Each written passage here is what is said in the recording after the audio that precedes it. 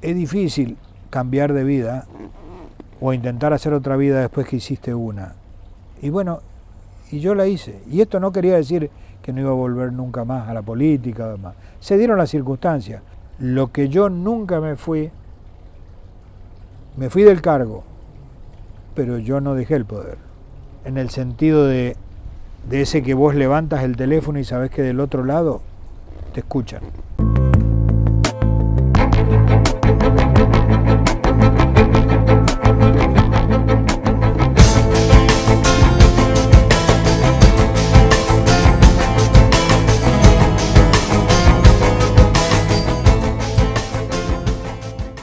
Escobar es un hombre inteligente, propietario de una cultura adquirida más por sus haceres que por los libros. Es un hábil comerciante. Fue capaz de hacerse y rehacerse como empresario. Tiene una fuerte vocación artística y le encantaría protagonizar al muchacho de la película. Aprendió los códigos del fútbol como presidente de un club, no como deportista. Sin ser político profesional, pudo liderar un gran movimiento. Sin experiencia en gestión de gobierno, pudo gobernar durante 2 periodos una provincia. El problema de Jorge Escobar es cuando esos roles se mezclan. Difícilmente se obtenga un resultado sustentable en el tiempo. Cuando uno lo entrevista, no alcanza a identificar con claridad cuál rol está jugando en ese momento. Y ante eso debe estar atento, con una ristra de ajo cercana para evitar el encantamiento. Jorge Escobar, comenzamos hablando de la familia. ¿Tu padre era tucumano? Nació en Tucumán. ¿Nació en Tucumán? Accidentalmente. Yo digo porque se asentó temporariamente la familia en Tucumán. Mi abuelo y mi abuela venían como inmigrantes de España, recalaron en Tucumán y después siguieron. ¿Y tu madre era sanjuanina? Sí, eran más criollazos. Los abuelos maternos, que yo le digo a algunos, ¿cómo te llamas? Gómez, le digo yo, me ponía la U porque soy inglés. Está bien. Gómez. Y nacieron acá, nacieron todos los hermanos menos uno, acá. El último nació en Buenos Aires a raíz del 44. Así que de ahí comenzó otro romance de mi abuelo, mi madre y demás con Buenos Aires, porque se fueron todos a vivir allá. Pero vos naciste en San Juan. Yo nací, claro, en San Juan. Lo que pasa es que llegó el 44 y mi mamá se fue a Buenos Aires porque no tenía casa. Claro. Y mi papá entonces iba y venía. Era el novio a la distancia. Está bien. Y en el 48... se casan y decide traerla. Yo nazco 4 años después, es decir, se tomaron algún tiempito. Está bien. ¿Tu papá ya estaba vinculado con la FOR? No, para nada. La FOR fue en el año 62. 62. Él era repuestero, él tenía una casa de repuesto. Y mi abuelo era jefe de taller de la FOR. Eso sí, era jefe de taller de la concesionaria Ford de Alberto J. Castilla en aquel entonces. Y después se puso su propio taller, así que ahí mi papá aprendió la mecánica y aprendió lo que era el fierro. Aprendimos a oler la grasa, como digo yo, que esto fue lo que continuó por generación. Esa pasión lo llevó a que después de tener una casa de repuestos con algo de plata que le dio mi abuelo, puso la casa de moto. Era casi inevitable. Y eso después lo llevó a ser en un momento concesionario Dodge. Bueno, era una fiesta cuando vendía a mi viejo un Dodge. Poco se vendía. Sí, era el famoso Valiant 1 y el Valiant 2, ¿te acuerdas? Sí. Bueno, y llegó un momento, a veces como todo llega en la vida, las oportunidades cuando pasan si uno está en el lugar indicado, en el momento indicado, el concesionario Ford dejó la Ford y mi padre la tomó. ¿Cómo fue tu niñez? Normal, como cualquiera. Yo vivía en la calle General Paz, en una casa alquilada, así que me iba caminando y me iba con gente amiga hasta la Normal San Martín, la vieja Normal San Martín que hoy es museo. Sí. Así que teníamos granja. Y a partir de ahí yo creo, la segunda parte creo que no la pude elegir, porque mi viejo me llevaba a los desfiles y me decía, mira, ese es el liceo, ¿te gusta cómo desfila? Bueno, ¿no querés ir al liceo? Y no sé, ¿qué voy a saber? ¿Qué íbamos a saber con 12 años? Y entré y rendí y entré al liceo. Creo que juré cuando salí que nunca iba a mandar a un hijo al liceo. Mi hijo fue al liceo. Pero a mí me formó. Y en la secundaria me enseñaron a estudiar, me enseñaron a ordenarme. Era un régimen duro, pero la verdad tuve compañeros que hoy son amigos. Es difícil hacer amistad en un lugar así donde hay competencia, donde cuando te vas a bañar y te falta el jabón, alguien te lo sacó de la jabonera y vos tenías que irte 3 o 4 armarios más allá y tratar de decir, bueno, hoy me lavo con el jabón que pesco. Nunca me olvido, todavía tengo guardado el manual de urbanidad, te enseñaban cómo sentarte para ir del lado de la calle cuando ibas caminando con una mujer, correr el asiento. Parecen cosas tan antiguas, pero te formaban, eso sí, te marca. Te marca con un concepto de respeto a la autoridad y el ejercicio también del mando. Yo diría que no todo el que sale de un liceo tiene que ser líder, pero, no. sí sabes lo que es un líder. Sí sabes lo que es obedecer y sí sabes lo que es mandar. Sí sabes lo que está bien y lo que está mal. El tema nada más es que salís de un régimen tan apretadito que cuando te dan la libertad tenés que saber administrarla. Hoy no, pero en aquel tiempo, los que íbamos a la industrial o otros chicos que iban a la de comercio, mirábamos a los del liceo como los caqueritos, ¿no? Que eran un poco, las chicas los miraban por el uniforme, les gustaba, los padres los despedían ahí frente a la catedral. Era otro mundo, ¿no? Éramos los empanadas, salíamos sábado y domingo.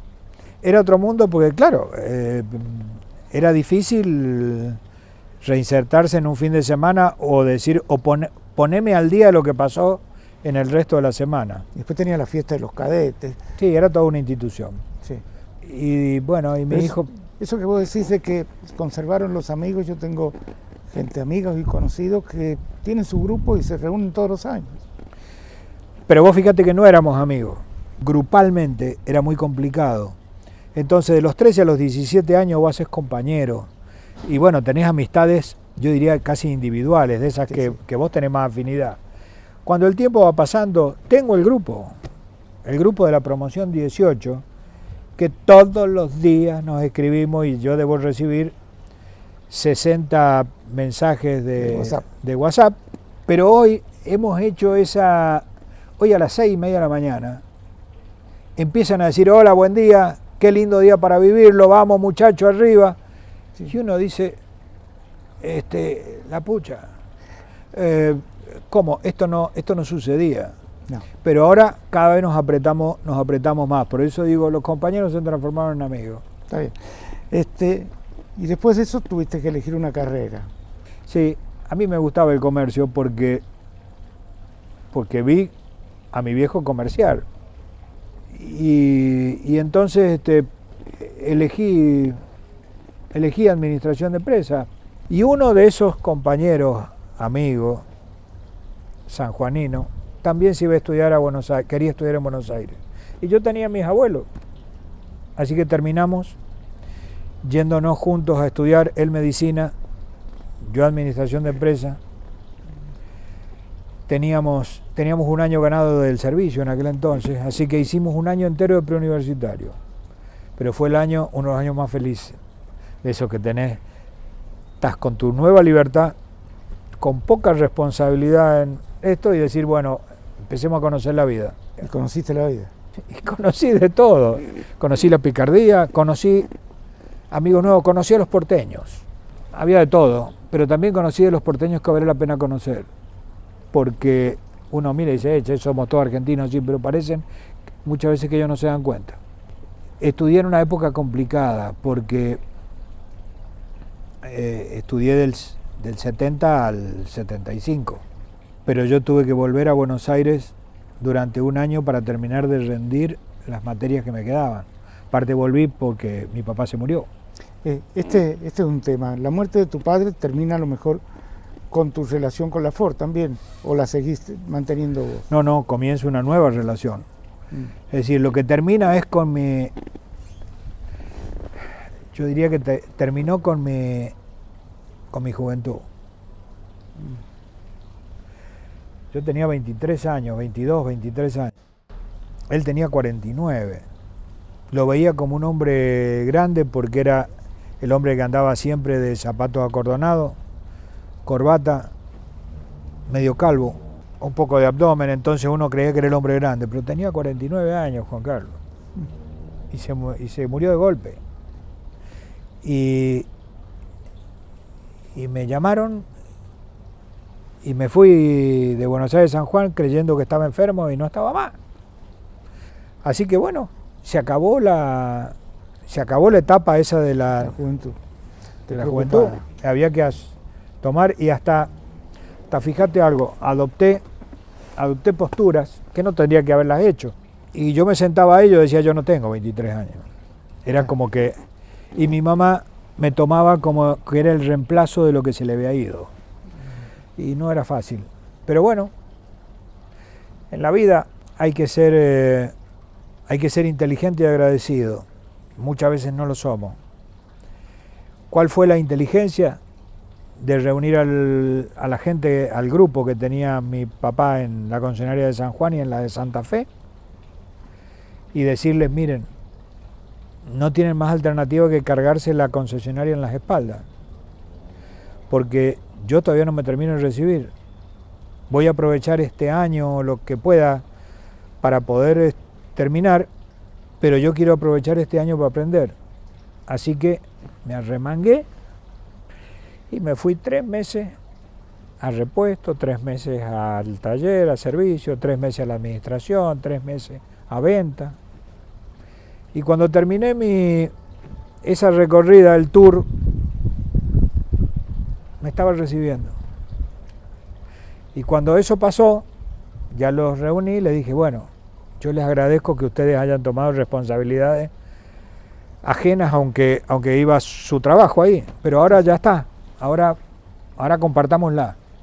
Y así arrancó. Gracias a lo que es tener un buen equipo. Creo que esto es lo más importante en la vida. Sí. No ser inteligente uno, sino saber con quién se rodea. Antes de ir al corte, ¿en qué momento aparece tu relación con los Victorio y especialmente con la hija de Victorio? Creo que antes que naciéramos. Ya estaban. Porque eran compañeros, hicieron el servicio militar juntos. Mi suegro y mi padre. Cuando íbamos a las fiestitas aquellas que eran los asaltos, la fiestita de 15, bueno, ahí nos encontrábamos de alguna manera, con grupo, y entre ellos estábamos los que estábamos, y terminó como terminó. Pero terminó además con una sociedad, con Victorio y vos separado de la Ford. Cuando mi papá, el mes anterior a fallecer, compraron entre 5 socios el viejo automotor, el Automotores Casas, donde hoy... Pequé, claro. El de Pequé, ahí en la Libertad, donde hoy está el patio Oliver. Y Pequé era uno de los 5, entonces la sociedad fue esa. Nada más que después los otros socios le vendieron a Victorio y le vendieron a la familia Escobar su parte. ¿Por qué? Porque Victorio era concesionario Mercedes en aquel entonces, y nosotros éramos concesionario Ford. Era casi la lógica de que una concesionaria lo manejaran gente con experiencia en concesionario. Y bueno, y después arranca la historia de Ford. Yo logré ser presidente de los concesionarios Ford de todo el país. Era la red de concesionarios más fuerte del país, eran 212 concesionarios. Y ahí aprendí la segunda lección. Aprendí de los que tenían más plata, más poder, y de los que sabían mucho más que yo. Y entonces yo dije, aquí el jabón es otro y la esponja soy yo. Yo aprovecho y que me enseñen. Me enseñaron, y me enseñaron mucho. Yo tenía apenas 35 años. Vamos a un corte. Después hablamos algo de tu introducción en el mundo de la política. Bueno. Elizabeth, este es un texto largo. ¿Quién Exactamente. es Jorge Escobar? Lo primero que llama la atención es que ha ocupado toda la hoja, es decir, que es una persona que ocupa todo el espacio que tiene la posibilidad de ocupar, es decir, que aprovecha todas las oportunidades de su vida, no deja ningún blanco, utilizando lo que es una letra cursiva. La letra cursiva habla de transparencia, de una persona que bien o mal se muestra. Dentro de esta cursiva utiliza lo que se llaman lapsos de cohesión, que es la distancia entre una letra y otra dentro de la misma palabra. Esa distancia es mayor, es decir, no va para adelante sin meditar qué va a hacer. Me llamó la atención, la firma casi no tuvo lugar para ponerla, pero... Él tiene algo opuesto a eso, que es que se muestra de forma espontánea, fluida, pero su verdadera esencia está desdibujada. ¿Qué significa esto? Que él mismo no termina de saber quién es él. Sí, sí. Sus letras P parecen unas F porque tienen zona superior. La letra P representa al padre, que nos habló de un padre muy presente en esto de inculcar ideas, pero que él siente que faltó un poco la parte emocional, la parte del abrazar, la parte del contener. Y eso es, esto que está acá es un arpón, ¿sí? El arpón de la letra P nos está hablando de una necesidad de aferrarse, es decir, aferrarse a esas ideas que este papá le dio. Entonces, de alguna manera también hay como un orgullo de ser hijo de este papá, una idealización. ¿Y qué es lo que es la letra C? Que tiene... es una letra rara. Sí. La letra C es la letra del egoísmo. ¿Sí? Y decimos que cuanto más cerrada está su boca, la persona está más cerrada al otro, es decir, sería más egoísta. Tiene ahí un límite que no es propio de la letra C. Entonces nos está hablando que esta apertura que debería hacerse hacia los otros está bloqueada, está cerrada, es decir, que hay un ámbito de su vida en el que él no se conecta con ese otro, no entrega. Bien. Muchas gracias. Entramos un poquito en la introducción en el mundo político. Creo que hubo un paso previo importante cuando aceptás la presidencia de San Martín. ¿Lo entendiste por una pasión futbolera o como una forma de entrar en el mundo político? No, ni pensaba, ni idea con lo de la política. Era casi como una obligación. Mi abuelo fue presidente de ese club, mi abuelo materno. Mi papá fue presidente de San Martín. Yo mamé San Martín desde que nací. Acompañé tantas veces a mi viejo a buscar algún jugador. Hasta uno fuimos a una comisaría, porque se había robado la cámara se había robado una camioneta, una rueda de una estanciera, y le dijo al comisario, déjelo jugar, cuando termine se lo traigo de vuelta. Estas historias, sí, sí. Estas viejas historias. Vinieron varios a decirme de lo de San Martín y yo primero que estaba ocupado, que tenía muchas cosas, la verdad. E increíblemente le dije que sí a uno que no había visto en mi vida, que era Pepe Villa. ¿Y Pepe también había sido presidente? No fue nunca presidente, pero él apoyaba, UPCN de alguna manera respaldó a San Martín. Sí, sí. Y yo acepté ir a San Martín. Pero la política no existía. Ubiquémonos en el tiempo, porque para entender la introducción tuya en la política tenemos que ver que es la época donde llega Menem, llega Palito Ortega, llega Reutemann, aparecen figuras que no eran extrapartidarias. Irrumpimos juntos en esa época, con la diferencia que en San Juan, como las elecciones eran antes que en el resto del país, eran en agosto, en vez de ser en octubre, de esos paracaidistas en la política, como le llamaban algunos, yo fui el primero. Después vino en cascada los otros y ahí nos mandaron junto con el Lole a hacer campaña yo fui a Salta, en aquel entonces Chart, el de la bodega, era candidato, no tuvo suerte, pero en fin, nos paseaban como, digamos, éramos el nuevo aire, la nueva generación esa que llegaba. Y además estaba muy arraigado el concepto del caudillo todavía. Estaba el caudillo sanjuanino, que fue Leopoldo Bravo, estaba el caudillo correntino, que era Romero Feri. Bueno, pero Menem era caudillo también en La Rioja, ¿no? Bueno, él llegó, sí. pero los caudillos que yo estoy hablando eran de partidos creados por ellos. Sí, por los consiguientes, la historia era, ¿alguien podía dar vuelta a esa historia? Bueno, en San Juan se dio vuelta, después de muchos años. Algo que se hablaba en aquella época es que, recuerdo que había llegado Alfonsín al gobierno y fue una sorpresa, le ganó al peronismo. El peronismo dejó de ser imbatible. Y a partir de ahí nace casi una leyenda de que el peronismo solo no ganaba, que le faltaba un plus. Es así, tal cual. A mí me dijeron cuando vienen a tentarme, porque yo no busqué, así como no nací en la política, te habrás dado cuenta que me fui en un momento de la política y podría haber elegido a lo mejor seguir, no sé en el lugar que me tocaba o no, pero yo era un colega del que fue presidente de Kirchner. Pero la verdad es que al justicialismo en San Juan siempre le faltaban 10 para el mango. Era ese votito independiente de más. Y bueno, pero claro, yo también creía que esto era muy fácil, porque me dijeron, mirá, no hay interna acá, vas a ser el candidato. Tuve que aprender lo que era la interna. Ahí fue un aprendizaje duro. Duro y costoso. Duro y costoso. Primero fue duro en la campaña, fue costoso en la campaña y después fue duro después del primer año de gobierno, donde, bueno, ya todos sabemos lo que pasó y de cómo se volvió. Es decir, fue duro. Hay cosas de la política que uno, por más que la haya seguido durante 30, 40 o 50 años, siempre le sorprenden, ¿no? En el caso tuyo, al año ya te destituían y estaban gobernando los que se habían ido. Así es.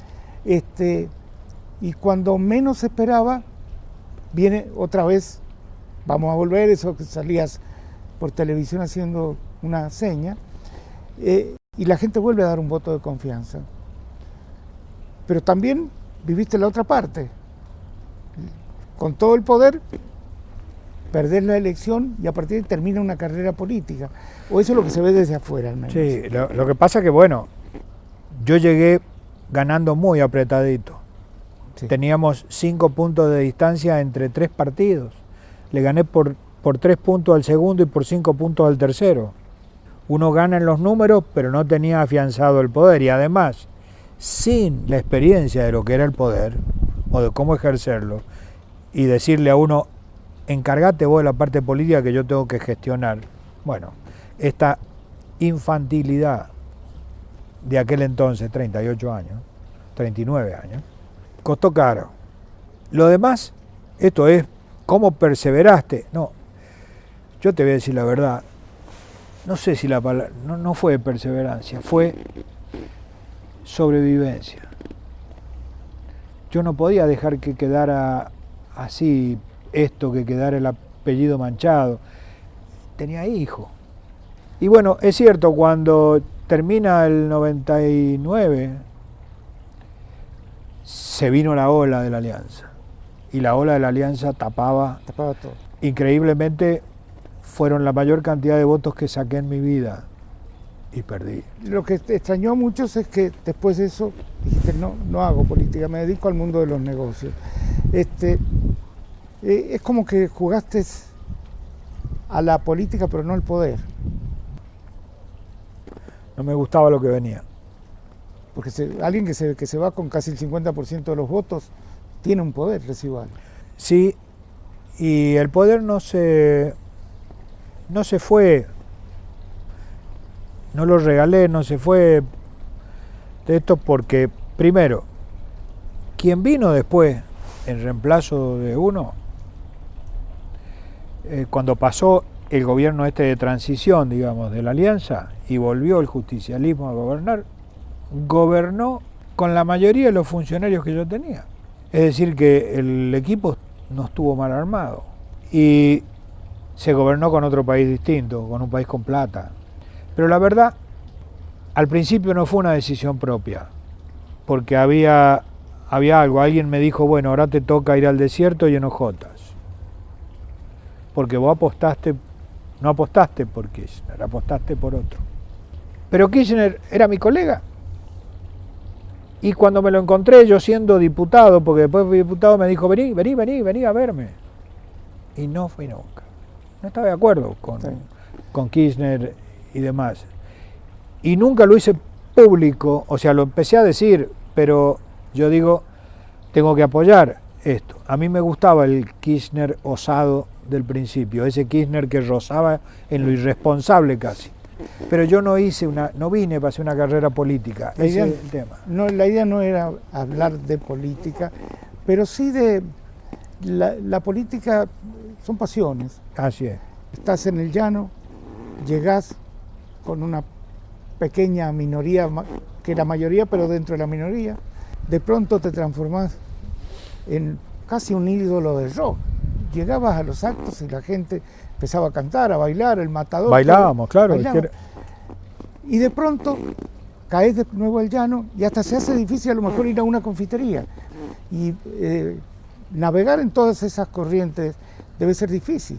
Sí. Hay que acostumbrarse además a no ser ya. Que eso le pasa a la mayoría de los políticos. Es difícil saber hacer la cola. Del supermercado, de esto o de aquello. Es difícil manejar uno y cuando te querés bajar y no tenés lugar donde estacionar, dar 5 vueltas hasta que estaciones. Que es la vida normal además. Es difícil cambiar de vida o intentar hacer otra vida después que hiciste una. Y bueno, y yo la hice. Y esto no quería decir que no iba a volver nunca más a la política o demás. Se dieron las circunstancias. ¿Por qué? Porque me metí en un proyecto comercial y arranqué de movida con mis hijos. Lo que yo nunca me fui del cargo, pero yo no dejé el poder. El poder en el sentido de ese que vos levantas el teléfono y sabés que del otro lado te escuchan. Bueno, ¿y qué quedó hoy de este Escobar con una imagen más juvenil de aquel licenciado de bigotes, de anteojos, que aparecía en la política? ¿Quedó algo? Una persona con la misma... Tengo fuerza, no las fuerzas de antes. Si me dices vamos a encarar algo nuevo, lo encaro.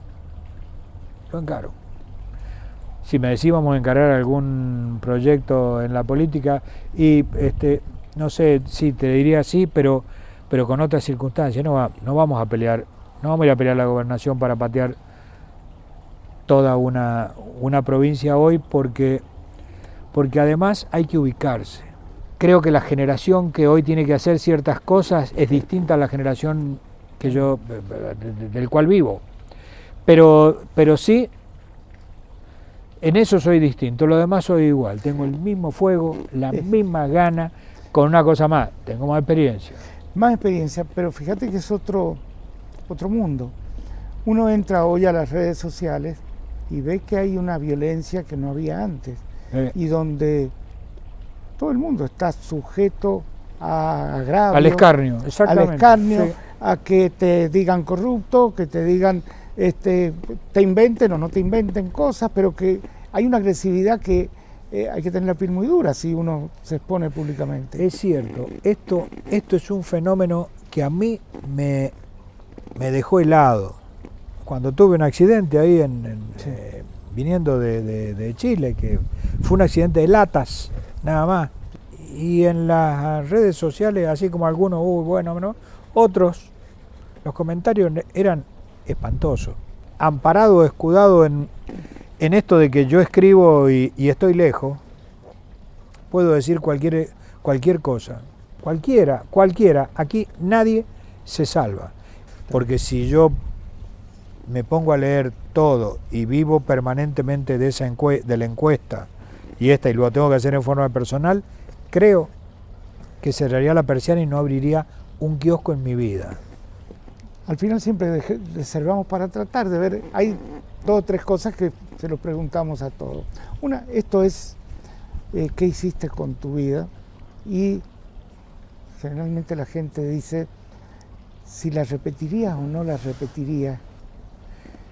Yo siempre fui lo que quise, pero no siempre hice lo que quise. Me decían, y a mí tengo alma de payaso. Yo diría, soy un artista frustrado, esos que le gusta hacer reír a la gente o divertirse.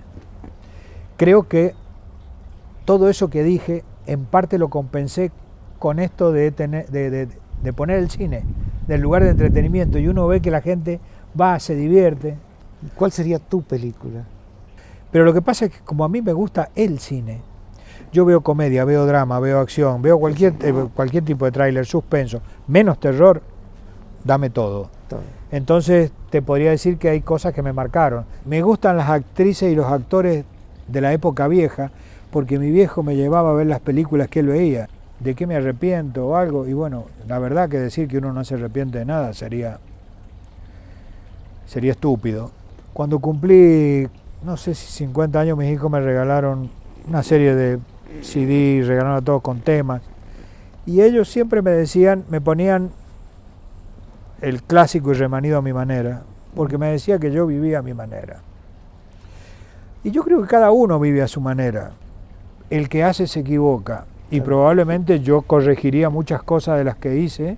¿Pero te importa que te quieran? ¿Te importa que te tengan bronca? No diría que me importa que me quieran. Me importan que los que tienen que quererme me quieran. Sí me gusta el apretón de manos todavía. ¿Con qué canción nos despedimos? ¿Cuál es tu canción? Imagine. Imagine. John Lennon. John Lennon. Porque es hora que dejemos la frontera de lado, es hora que dejemos los rencores de lado, es hora que dejemos la violencia de lado. Además de ser fana de los Beatles, creo que la escribió tan justa. Eso quisiera yo para todo. Gracias, Jorge Escobar.